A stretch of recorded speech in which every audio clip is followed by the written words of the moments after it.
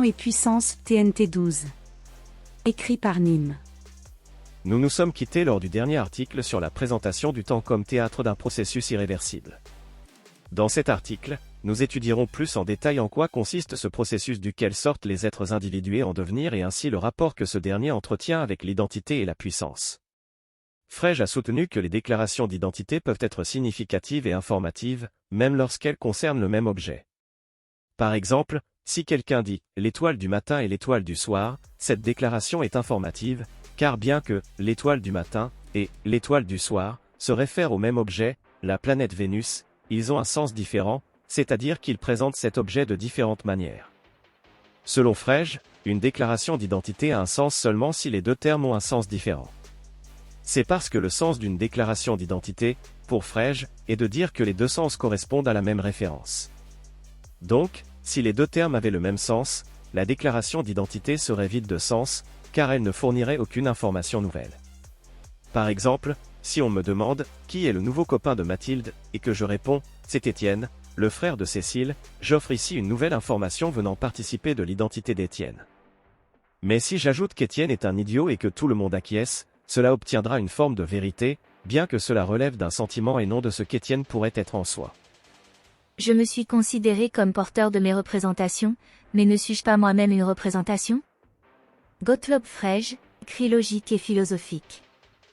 Notre identité est co-construite par ce que nous recevons à la naissance, nos actes et la perception par autrui de ce que nous avons reçu à la naissance et nos actes. Plutôt qu'opposer la méthodologie essentialiste et la méthodologie nominaliste, les deux viennent se compléter pour capturer la réalité dans son essence qui, bien qu'elle existe indépendamment de l'observateur, ne peut toutefois pas être dissociée entièrement du sens que lui attribue ce dernier. Si le président des États-Unis se balade seul dans l'Amazonie et croise une tribu qui ignorait jusqu'à son existence, l'identité dont il jouira dans ce contexte sera tout autre que celle dans son pays. Il n'en sera pas moins le président des États-Unis, mais cela n'aura plus aucune importance. Son entropie, en tant qu'incertitude sur le sort qui lui sera réservé dans les heures qui viennent, augmentera drastiquement. Ainsi, la puissance d'un individu sera toujours relative à un contexte. Cette vision de l'entropie comme quelque chose à la fois d'intrinsèque à une chose, mais en relation avec un observateur, se retrouve chez J.A. Wilson qui écrivit un papier publié par Nature en 1968, Increasing Entropy in Biological System, Entropy Not Negentropy. Une approche qui réunit là aussi les attitudes opérationnelles et essentialistes. Pour rejeter le changement de signe dont nous avons vu qu'il provenait de ce que l'entropie est une mesure de l'information que nous n'avons pas, Wilson fait une distinction entre l'information liée au système, et celle qui est disponible pour un observateur extérieur au système. La quantité d'informations dont un observateur a besoin pour spécifier le micro-état du système, et qu'il n'a pas, est égale à la quantité qui est dans le système, c'est-à-dire l'information liée au système qui est identique à l'entropie. Cette approche nous apparaît comme à l'opposé de la méthode opérationnelle que nous avons présentée jusqu'à présent. L'entropie est considérée évidemment comme une grandeur intrinsèque au système. À partir de là, Wilson recherche une définition de l'information qui ne fasse elle aussi appel qu'aux propriétés du seul système, indépendamment des opérations d'observation et de mesure. Henri Atlan, l'organisation biologique et la théorie de l'information. On peut parfois critiquer l'essentialisme pour son manque de preuves empiriques ou son incapacité à expliquer le changement et la complexité. D'un autre côté, on peut critiquer l'attitude opérationnelle pour son manque de sens, de la profondeur, ou de la réalité au-delà de ce qui est immédiatement observable. Dans le contexte, la fonction de décision et l'information, on pourrait dire que l'attitude opérationnelle nous aide à comprendre comment un organisme ou un système fait des choix et traite l'information, tandis que l'attitude essentialiste pourrait nous aider à comprendre ce que signifie être cet organisme ou ce système. Mais si l'essence d'une chose dépend en partie du point de vue d'observateur et peut changer au cours du temps, cela soulève alors quelques questions sur le temps et l'information. Ce fut d'ailleurs le point de départ du philosophe Henri Bergson, pour qui le temps est invention ou il n'est rien du tout. J'ai déjà cité l'article « Le possible et le réel », une œuvre assez tardive puisqu'elle fut écrite en 1930 à l'occasion de son prix Nobel. Bergson y parle du temps comme « jaillissement effectif de nouveautés imprévisibles, dont témoigne notre expérience de la liberté humaine, mais aussi de l'indétermination des choses. » En conséquence, le possible est plus riche que le réel. L'univers autour de nous doit être compris à partir du possible, non à partir d'un quelconque état initial dont il pourrait, de quelque manière, être déduit. Il y a Prigogine, la fin des certitudes. Le temps est-il invention ou rien du tout, comme le dit Bergson? S'il est relatif à l'observateur et sa vitesse de déplacement comme l'indique Einstein, est-ce qu'il pourrait tout simplement être relatif à tout système, au moins dans la perception de ce dernier? Au final, la question qui importe est de savoir lequel du temps et de l'information est fondamentale et contingente. Deux approches vont alors se dessiner, avec d'un côté, les réalistes, comme Prigogine, qui pensent que le temps est fondamental et l'information contingente, et de l'autre côté, les antiréalistes comme Wheeler, qui pensent que c'est l'information qui est fondamentale et le temps contingent. Pour le dire en termes wheeleriens, a-t-on affaire à un hit from bit ou plutôt à un bit from it? Pour l'expliquer selon les termes de Bell, doit-on préserver la localité ou le réalisme? Le théorème de Bell est un résultat important en physique quantique qui a été développé par le physicien John S. Bell en 1964. Il montre que certaines prédictions de la mécanique quantique sont en contradiction avec les principes de la physique classique, ce qui implique que la nature de la réalité à l'échelle quantique est différente de ce que nous observons à l'échelle macroscopique. Plus précisément, le théorème de Bell concerne les corrélations quantiques entre des particules séparées spatialement, telles que des photons ou des électrons. Le théorème de Bell montre qu'il est impossible d'expliquer toutes les corrélations quantiques à l'aide d'une théorie qui respecte à la fois la localité, c'est-à-dire que les effets ne peuvent pas se propager plus vite que la vitesse de la lumière, et le réalisme, c'est-à-dire que les propriétés des particules ont une existence objective indépendamment de l'observation. Whichway, Westermann. Nous aurons l'occasion de revenir sur ces questions ultérieurement, mais ce qui est sûr, c'est que l'univers est indéterministe, l'information y joue un rôle majeur et le temps est le théâtre de flux d'énergie et d'informations permettant le jaillissement effectif de nouveautés imprévisibles. Il est au cœur du processus, mais quel en est le but? Vos choix et vos actes recouvrent une importance première. Certains vous offriront une plus grande puissance, d'autres la réduiront. Qu'est-ce que la puissance? La puissance est une potentialité liée à la capacité actuelle ou future à l'action, la dissipation d'énergie. Si l'être est l'information, la puissance est le potentiel de cette information ordonnée à produire de l'entropie une fois qu'elle aura généré un étant devenu ce qu'il était censé devenir au fil du temps. Elle repose sur l'être en tant qu'agencement d'informations débouchant sur un ordre en vue de ce but qui sera révélé par l'action. Cette information ordonnée, c'est l'essence, comme le remarquera Spinoza, et la construction d'informations est le but de la cybernétique, comme nous l'avons dit par le passé. La puissance est l'essence en devenir qui va évoluer, ou la construction d'informations, donc l'équivalent de l'extropie. Par conséquent, la puissance d'une chose quelconque, ou l'effort par lequel elle agit ou tend à agir, seule ou avec d'autres choses, en d'autres termes, la puissance d'une chose, ou l'effort par lequel elle tend à persévérer dans son être, n'est rien de plus que l'essence donnée ou actuelle de cette chose. Spinoza, Éthique. Par convention, et pour insister sur son importance, je la placerai cependant au cœur du schéma. Le but de toute structure ordonnée est d'augmenter sa puissance. Ce qu'il faut comprendre, c'est que nous ne pouvons pas différencier la structure, l'entité, du processus. Votre puissance est votre essence et votre identité, elle est la raison même de ce processus. C'est cela qui poussera Nietzsche à tout interpréter sous l'angle de la volonté de puissance. Le système de la société n'est donc pas caractérisé seulement par une certaine essence, et encore moins par une certaine morale, la diffusion du bonheur, la solidarité, l'harmonisation des conditions de vie, l'intégration par un consensus rationnel, etc., mais seulement par l'opération qui produit et reproduit la société. Niklas Luhmann, La société de la société.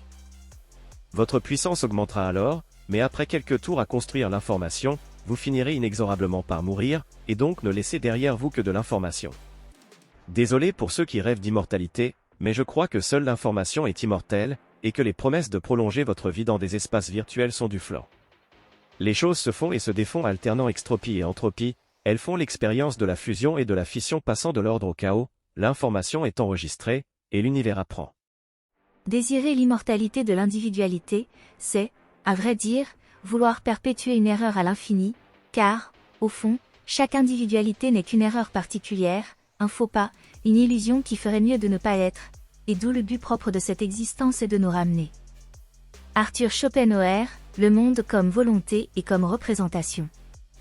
Enfin, dans les êtres exceptionnels, la connaissance, purifiée et élevée par la souffrance même, arrive à ce degré où le monde extérieur, le voile de Maya, ne peut plus l'abuser, où elle voit clair à travers la forme phénoménale ou principe d'individuation. Alors l'égoïsme, conséquence de ce principe, s'évanouit avec lui, les motifs, autrefois si puissants, perdent leur pouvoir, et à leur place, la connaissance parfaite du monde, agissant comme calmant de la volonté, amène la résignation, le renoncement et même l'abdication de la volonté de vivre. C'est ainsi que, dans la tragédie, nous voyons les natures les plus nobles renoncer, après de longs combats et de longues souffrances, au but poursuivi si ardemment jusque-là, sacrifier à jamais les jouissances de la vie, ou même se débarrasser volontairement et avec joie du fardeau de l'existence. Arthur Schopenhauer, Le monde comme volonté et comme représentation. Le pessimisme de Schopenhauer repose sur une erreur majeure de la conception de la vie. Pour lui, toute individuation est une fission de l'un originel qui veut revenir à l'unité. Toute individuation découle alors d'une erreur initiale. C'est on ne peut plus faux. Chaque individuation est le fruit d'un test d'agencement de l'information qui permet à l'univers d'apprendre à s'agencer dans son unité. Certes, nous étions pure information avant le rassemblement des gamètes nous ayant formés, et nous serons pure information après notre mort, mais notre passage dans l'existence a un sens, car l'unité que représente le tout informationnel aura été filtrée. Il n'est pas le même avant notre existence et après notre existence. Notre volonté est alors une capacité à juger et à faire des choix qui font ce que nous sommes et permettent l'apprentissage. Schopenhauer aura pourtant bien perçu ceci. Ainsi tout homme doit à sa volonté d'être ce qu'il est, et son caractère est en lui primitivement, car le vouloir est le principe même de son être. Arthur Schopenhauer, Le monde comme volonté et comme représentation. Par vos actes, vous construisez et laissez derrière vous de l'information. À destination de qui est cette information ? Un tout plus grand que vous, qui apprend. Votre famille, votre culture, l'univers et peut-être même Dieu.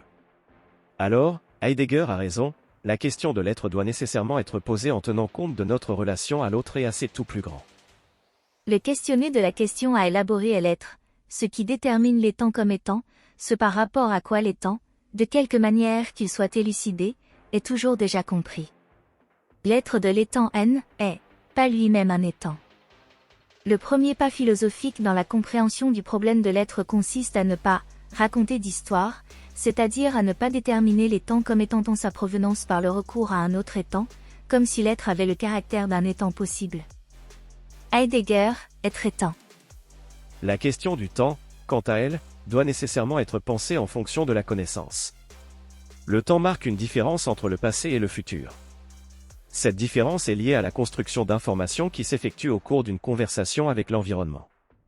Nous vivons dans un univers conversationnel.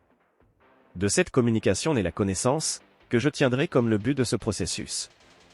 Knowledge is power, disait Francis Bacon. La connaissance est intimement liée à la puissance. La connaissance va guider le comportement de manière plus efficace, lui conférant ainsi plus de puissance. La connaissance ne présuppose pas seulement un lien entre celui qui connaît et ce qui est connu, elle exige que ce lien crée une différence entre passé et futur. La réalité du devenir est la condition sine qua non à notre dialogue avec la nature. Il y a Prigogine, la fin des certitudes. Dans Méditation cartésienne et conférence parisienne, Husserl critiquera à raison l'idée selon laquelle la connaissance vient uniquement de l'expérience sensible. Il affirme que la conscience est capable de percevoir des objets qui ne sont pas immédiatement donnés par les sens, comme les objets mathématiques ou les lois de la nature. C'est évidemment vrai, car la connaissance fait partie intégrante du processus et se retrouve dans les sens, l'existence et l'expérience. Notre schéma est complet, il peut vous permettre de comprendre les énonciations les plus absconses de Hegel et de Whitehead. L'être se rapporte à l'essence comme l'immédiat au média. Les choses, en général, sont, mais leur être consiste à manifester leur essence. L'être passant l'essence, on peut exprimer ceci en disant, l'être présuppose l'essence. Bien que l'essence apparaisse, par rapport à l'être, comme médié, l'essence est néanmoins l'originel véritable. L'être retourne en son fondement, l'être se dépasse en l'essence. Hegel, esquisse de la logique. Si vous lisez la citation suivante de Whitehead, vous aurez sûrement bien du mal à comprendre son propos. Mais avec ce schéma en tête, tout devient limpide. En résumé, il existe deux espèces de processus, le processus macroscopique et le processus microscopique. Le processus macroscopique est le passage de l'actualité réalisée à l'actualité en voie de réalisation, tandis que le processus microscopique est la conversion de conditions à peine réelles en une actualité déterminée. Le premier processus effectue la transition de L, actuel, au, à peine réel, et le second processus effectue la croissance du réel à l'actuel. Le premier processus relève de la cause efficiente, le second, téléologique, relève de la cause finale. Le futur est à peine réel, sans être actuel, tandis que le passé est un ensemble d'actualités. Les actualités sont constituées par leur phase génétique réelle. Le présent est l'immédiateté du processus téléologique par lequel la réalité devient actuelle. Le premier processus fournit les conditions qui régissent réellement la réalisation, tandis que le second processus fournit les fins effectivement atteintes. La notion des « organismes » est combinée à celle de « processus » d'une double manière. La communauté des choses réelles est un organisme, mais ce n'est pas un organisme statique. C'est un inachèvement en cours de production. Ainsi, l'expansion de l'univers en ce qui concerne les choses réelles est le premier sens de « processus », et l'univers à n'importe quel stade de son expansion recouvre le premier sens d'organisme. Dans un sens, un organisme est un nexus. Alfred North Whitehead, Process and Reality. Reprenons cela en utilisant les concepts aristotéliciens de l'entéléchie et de la puissance. Une chose est en puissance si elle possède la capacité ou la disposition de devenir cette chose. L'entéléchie, quant à elle, est l'état final ou la fin, télo, vers laquelle une chose se dirige lorsqu'elle est en processus de développement ou de réalisation. Ainsi, une entité potentielle est en puissance, car elle possède la capacité ou la disposition de devenir une entité actuelle. Son essence, c'est-à-dire sa nature, est réelle, mais elle n'a pas encore réalisé son entéléchie qui la porte à l'existence en acte. En revanche, une entité actuelle, en acte, a déjà réalisé son entéléchie. Elle est déjà ce qu'elle doit être, elle a atteint son état final ou sa fin, tel que défini par sa nature interne. Les processus macroscopiques construisent l'information ou sélectionnent les possibilités et les processus microscopiques portent cette nouvelle information ou possibilité dans le monde réel. Ce qui était une possibilité devient alors d'abord réel, puis actuel. L'organisme est à la fois une entité actuelle, car il forme un système qui existe concrètement, et un nexus, car il n'est pas statique et se trouve être lui-même une structure d'interdépendance et de relation entre les choses et les événements. L'idée de processus macroscopique et microscopique peut alors être mise en parallèle avec le schéma d'Eric Jantz représentant la macroévolution et la microévolution que j'avais présenté dans mon article sur l'évolution comme principe cybernétique. Qu'est-ce que cela nous indique? Que l'organisme soit à la fois une entité actuelle et un nexus. Chaque chose est un sous-système appartenant à un système plus grand. Le plus grand des systèmes est l'univers. Chaque organisme est soumis à un processus. Mais dire qu'un organisme est soumis à un processus postulerait l'existence statique de cet organisme soumis à une chose extérieure. Ce n'est pas le cas en réalité. Les deux se confondent. Sans le processus, il ne peut y avoir d'organisme, donc l'organisme est le processus. Ce que l'organisme est en soi est le processus. Autrement dit, l'être et le devenir se confondent. L'être et la puissance sont la même chose. Comment observe-t-on concrètement et historiquement ce processus d'évolution de la connaissance lié à l'information, l'ordre et l'action? Joseph Henrich nous en offre un aperçu dans son ouvrage L'intelligence collective, où il met en avant ce que l'on nomme la coévolution gène-culture. Les gènes, qui sont un support pour l'information et les mêmes qui en sont un autre, font évidemment partie du processus qui conduit à générer des organismes et influence leur action. Le processus pouvant être pensé sur l'échelle des générations, on va naturellement observer un entremêlement entre les évolutions culturelles et génétiques dont Henrich propose quelques exemples dans un tableau.